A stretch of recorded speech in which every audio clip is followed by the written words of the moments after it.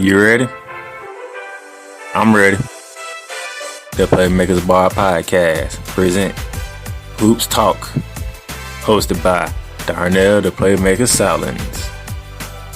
NBA, college basketball, playoffs, March Madness. No matter what, we talking hoops, man. Let's get it.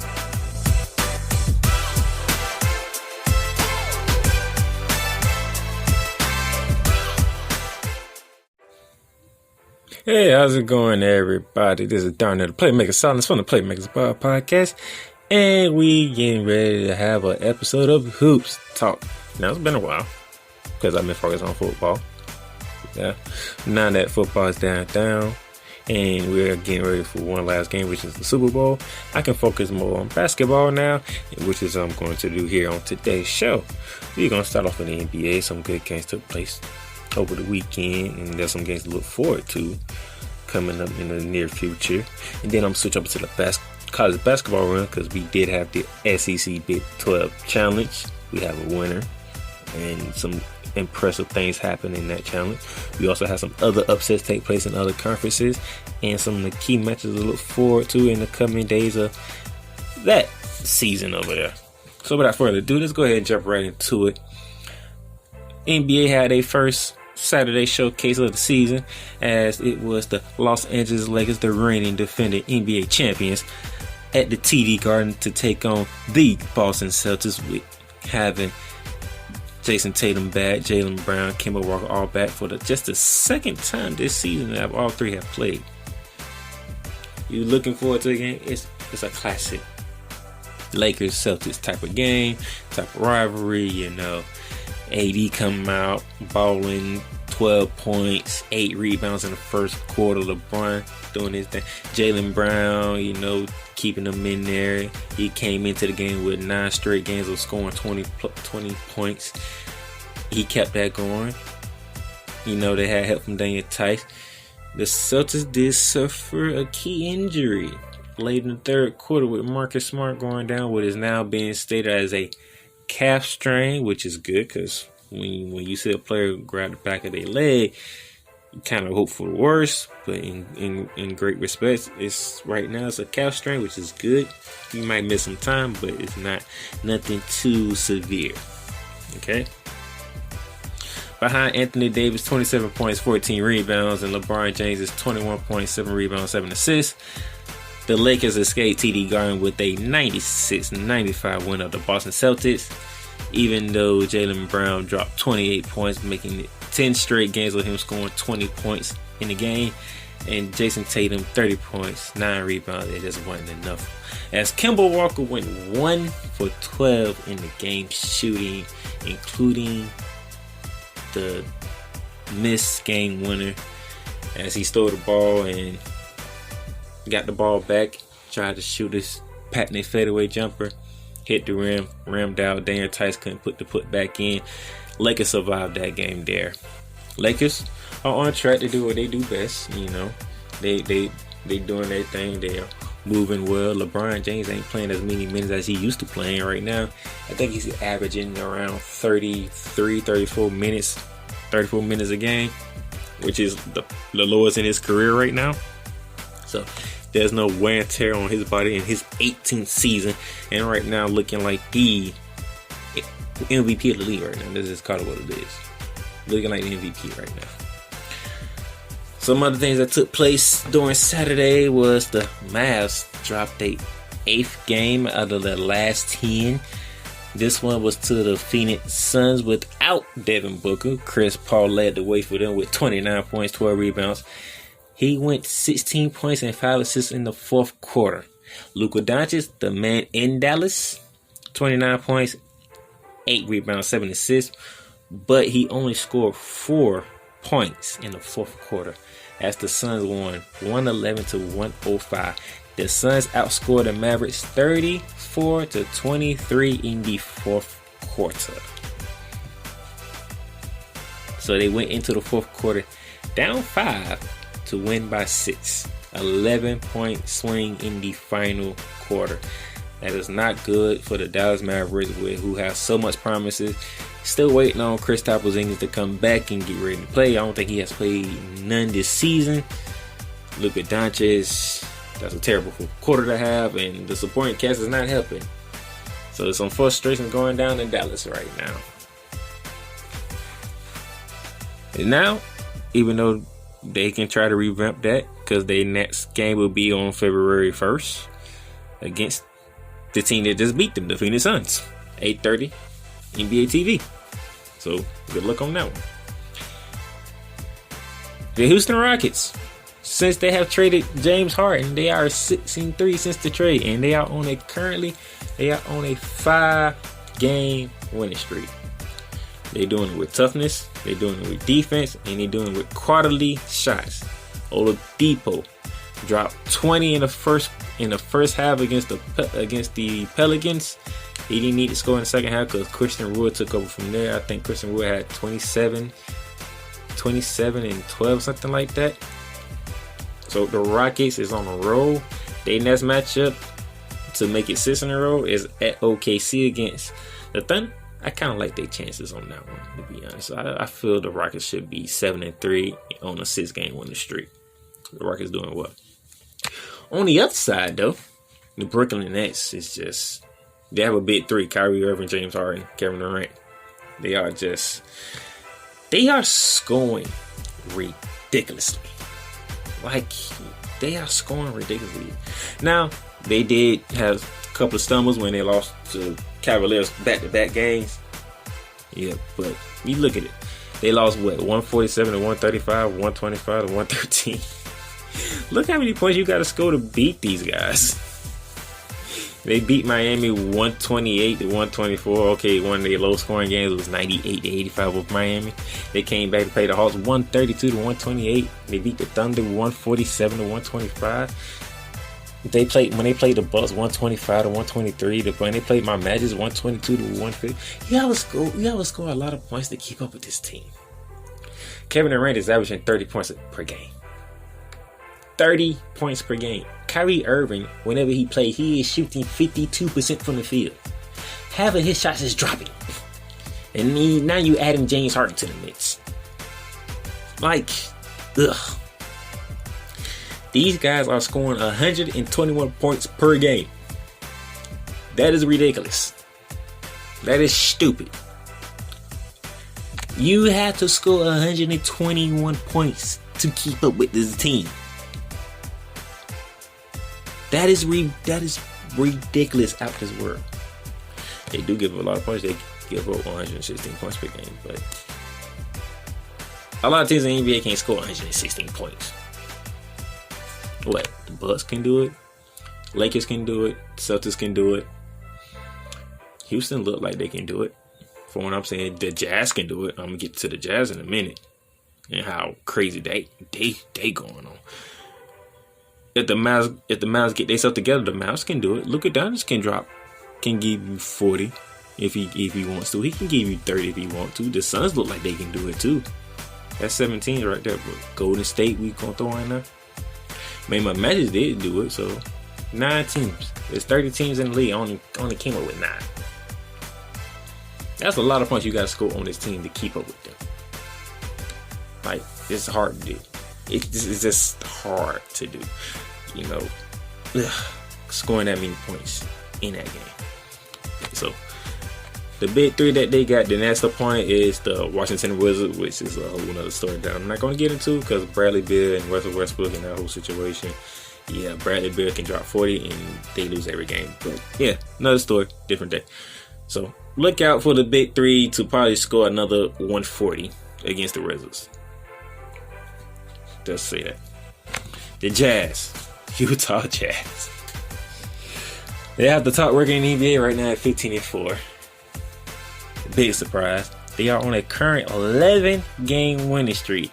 And during the 11-game winning streak, that includes twice to the Mavs, twice to the Pelicans, the Warriors, at Denver, and the Milwaukee Bucks. So they are beating quality teams. They beat the Bucks. They went to Denver and beat Denver. And they beat the Warriors. They beat the Mavs twice and the Pelicans twice. I mean, what's going on over there in Utah? I don't know, but these boys are playing some ball, and it's great to see. Now they going back to Denver, 3:30 p.m.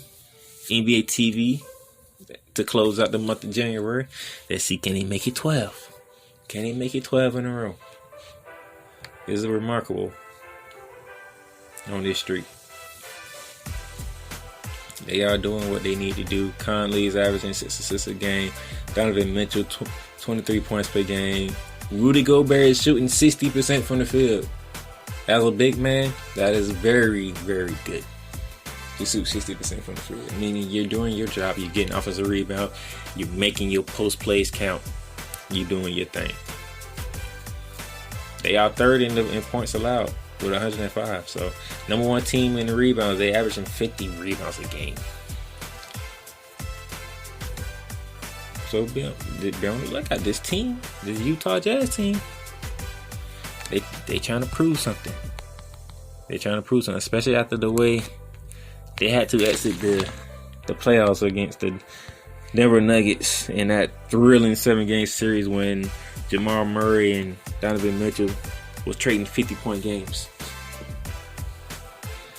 So, big surprise is the Utah Jazz. Biggest disappointment, the Miami Heat and the Toronto Raptors. Both teams are 7-12 right now. The Miami Heat, they got Jimmy Butler back this last game when they played the Kings. They won the game. Jimmy Butler hits the game on the shot to give them that 30 points, 7 rebounds, 8 assists in that game against the Kings. He missed the last 10 games for virus-related protocol issues. Yeah.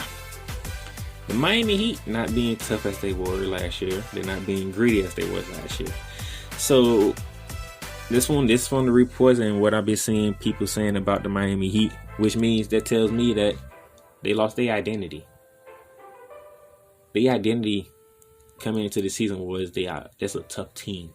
They are a scrappy team. They are a gritty team. That's a team that, you know, when you step on that court, it's 48 minutes non-stop. You gotta punch them out. Apparently they're not that team right now. Maybe because they didn't have Jimmy Butler, their leader, for the last 10 games. Maybe that's been a problem with it. They're dealing with some injuries. I know Bam Adebayo missed some games, you know. But can they get their identity back? Because when you play for Miami, when you play for Pat Riley, you gotta be tough. You gotta be gritty. You gotta be scrappy. You gotta be, you know, hey, y'all might have, on paper, y'all might be better than us, but look here, for 48 minutes, we're going to war. So can that Miami team come back? We're gonna see. And then we get to the Toronto Raptors. Currently on a 3-game losing streak. This is their third great 3-game losing streak this season already. They opened up the season 0-3, won a few games, traded some losses. Then they went on another 3-game losing streak, won some games, and now they on their third 3-game losing streak. I don't know what's going on with Toronto. Maybe not being in Toronto is messing with them. They are already down in Tampa, Florida, playing their home games. Maybe that has something to do with it. Kyle Lowry don't look right. Fred VanVleet is leading the way with scoring 19 points a game. Nobody's really averaging 20 points in a game. You don't have your, double-double machine like you had with Serge Ibaka, who's out in LA playing for the Clippers. Nick Nurse got some things to work with, and you need to figure it out, because we finna go into the month of February, and then this March, and then this April. Before you know, we in the playoffs. So hopefully, 21 games in already to a 72 game season, you might want to start figuring some stuff out to get your team back in rhythm. Because right now, you're not looking good along with the Miami Heat. Because in the East right now, you know it's going to be the Bucks. You know it's going to be the Bucks, yeah. You know it's going to be the Nets. You know it's going to be Philly, because Philly has the top record in the East right now. At, 14-4? 14-6. Indiana looked good even without Oladipo. You know about Boston. The Atlanta Hawks at 10-9 right now, fighting You got the Cleveland Cavaliers, the Charlotte Hornets, Gordon Hayward, LaMelo Ball, Bridge, and that crew. They playing some good ball. New York Knicks playing some good ball, surprisingly. That young team, they trying to do some things with R.J. Barrett, Julius Randle. They trying to make some things happen. You got my Orlando Magic there, not far behind. So the Heat and the Raptors, y'all need to pick it up. Because remember, this is a certain season. So only 72 games. We about to be in the month of February. So y'all need to pick it up. Some of the games to look forward to coming up, as I mentioned already. Jazz Nuggets 3:30. Magic and the Raptors 7 p.m. February 1st. Blazers at Bucks 8 p.m. Suns and Mavs 8:30 on NBA TV.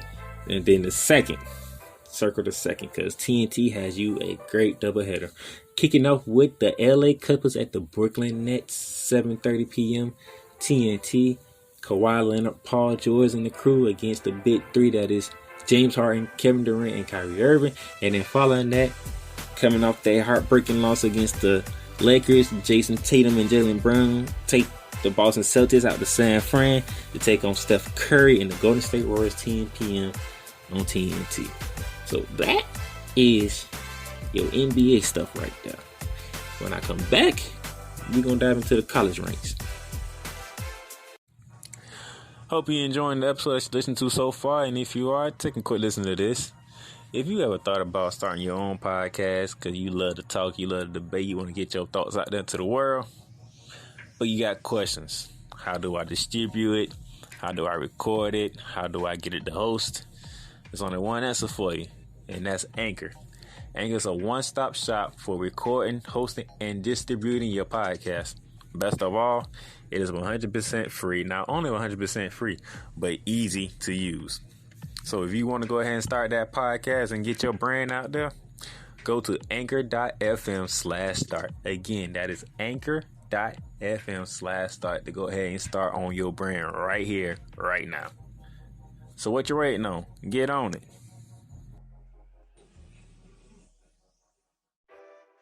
All right, ladies and gentlemen, we're back. Now, let's go ahead and talk some college basketball, because that's how I want to end it. Because we had the SEC, the Big 12 Challenge. 9 games on the docket. It was supposed to have been 10, but Kentucky and Texas game was canceled due to COVID-19 issues going on. So, no Texas and Kentucky game. So, 5 wins, you win the challenge instead of 6. So, how does this take off? Texas A&M got started for the SEC by beating the Kansas State Wildcats out in Manhattan. Matter of fact, it was their first ever win at Kansas State. Even all the years they did in the Big 12, this was the first time that the Texas A&M Aggies have beaten K-State at K-State. That says a lot. But yeah, they got it started off. Then you follow that up with Oklahoma State taking out Arkansas 81-77, 1-1 each way. Going to the 2 o'clock hour, you had Oklahoma with the upset win at home against number 9 Alabama. By the way, Oklahoma, that's their 3rd straight top 10 victory and their 4th of the season. They have beaten Alabama, Texas, Kansas, and I can't think of the other 2 teams that they beat. But they have beaten 4 top 10 teams, and they get a chance at another one very soon. I'll get to that game a little later. So Alabama took an L. OU, that's an upset, and another upset. One of the big upsets of the day. My Florida Gators went into Morgantown and took down number 11 West Virginia, 85-80. What a game! Colin Castleton, 21.7 rebounds, 5 blocks. He did enough to help the Gators get past Derek Covert. That dude does good. As a big man, That dude's good. Besides Luka Garza, Derek Culver is another big guy you need to look at going into the NBA draft. 28 points, 12 rebounds, 3 steals. That's a good big man. Miles Bridges. Not Miles Bridges, but Miles McBride, a point guard. He's another good one that Bob Huggins got over there. So, but a big win for Mike Wright and the Florida Gators on the road in the hostile environment against number 11. That's a top 15 win for them. That goes with their top 10 victory when they gave it to Tennessee. Like legit gave it to Tennessee. And speaking of Tennessee, they gave it to Kansas. 15 versus 18, and 18 gave it to 15. 80-61. Kansas, I don't know what's going on with Kansas. Kansas don't look good. They got all the speculation going on about what's going on about them cheating and stuff, and Bill Self can't get this team right. Bill Self is in trouble. Matter of fact, the Blue Bloods, Kansas, North Carolina, Kentucky, Duke, all the Blue Bloods are struggling this season. It's a real struggle for the Blue Bloods this season, but we are in unprecedented situation, so let's take care of that. By the way, that was a good win. Mississippi State destroys Iowa State 95-56. Missouri survives the upset bid against TCU. That's the tough-ranked Tigers. Take it in overtime, 102-98. Texas Tech goes into Baton Rouge and survives the upset bid of the LSU Tigers, 76-71. And that was your challenge. And the SEC takes it 5-4 with the wins by Texas A&M, Florida, Mississippi State, Missouri, and Tennessee. The SEC takes it. Big win, good win for Baylor as the number 2 team. Baylor will win the Big 12. I don't see how Baylor cannot win the Big 12 unless Oklahoma catches them or Texas. And then we get to Texas in a minute. But Baylor is a team. Baylor and Gonzaga, who played Pepperdine and gave it to them, as they always do. But Baylor and Gonzaga are the 2 most complete teams in college basketball. Reason why they are 1-2, and reason why they are undefeated. I mean, when you drop 84 points and your leading scorer comes off the bench in Adam Flagler, who only scores 19 points, a lot of other people chipped in. We talking about 65 points from the other guys. That's a team. That is a team. Everybody gets in, and the guy, as a matter of fact, he comes off the bench. That is a team right there. Baylor and Gonzaga.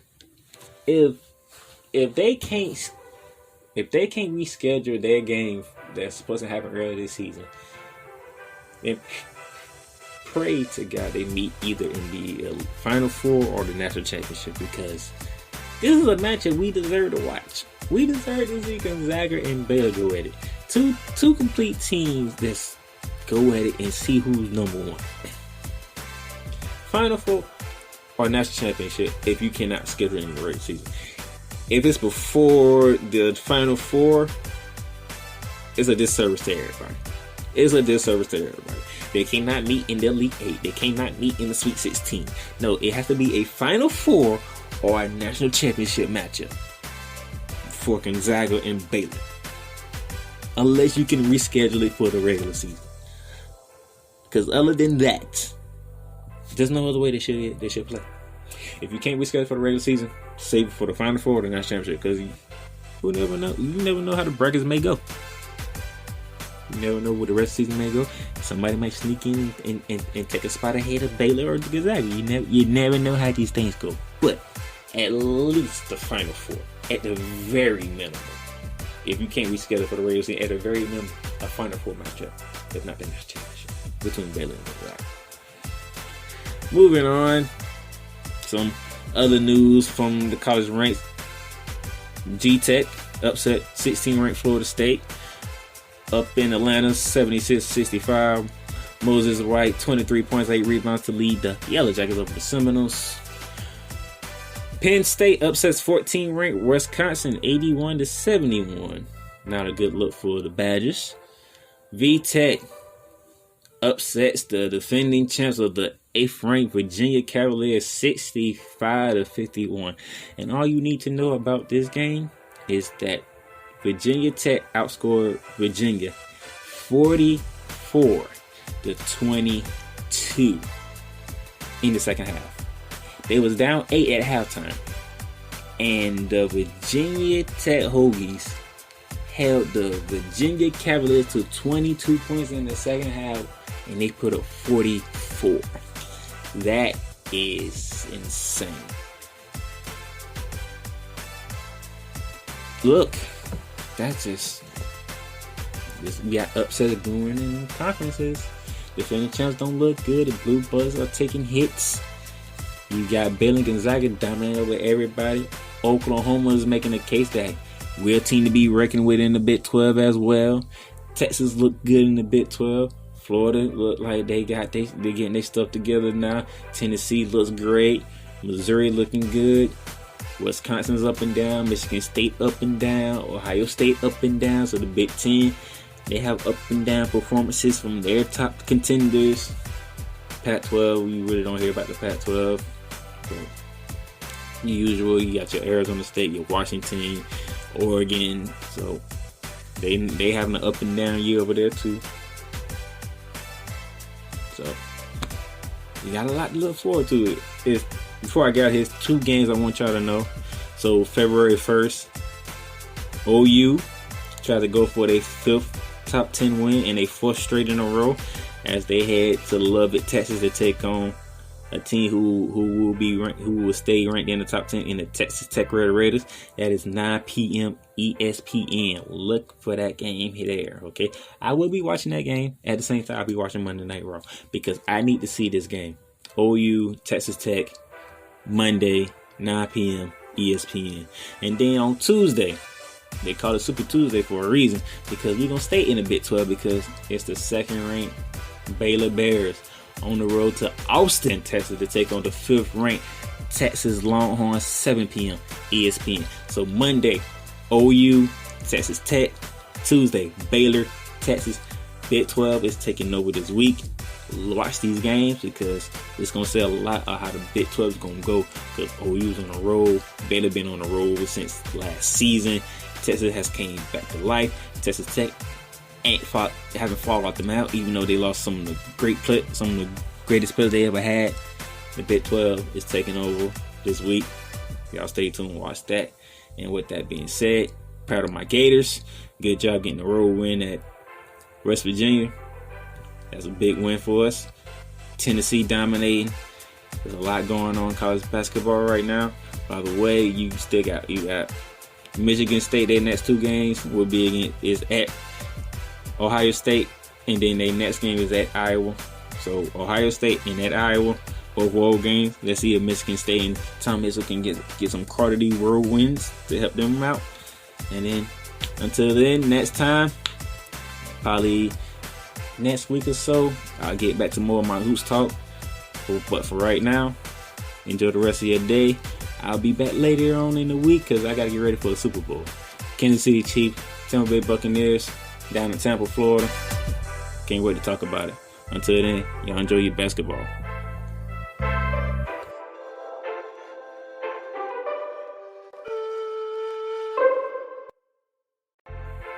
Thank you guys very much for listening to another week of Hoops Talk. Now, if you want to stay updated on new episodes that's coming up for Hoops Talk, please subscribe to the podcast. And those of you who are listening on iTunes or Apple Podcasts, please leave a rate and review of the podcast. Let us know how we are doing. And for those of you who want to be updated on everything that goes on the Playmakers Blog brand, subscribe to the website, theplaymakersblog.com. That way you can see every podcast that's under the brand. And you can even get your own Playmakers Blog merch by hitting our shop tab on the website. You'll see our Threadless store and our Spreadshirt store. So get you some Playmakers Blog merch. And don't forget to subscribe to the website to stay updated on everything that goes on the Playmakers Blog brand. As for me, the Playmaker Darnell Sallins, I'm signing off until next week for more Hoops Talk.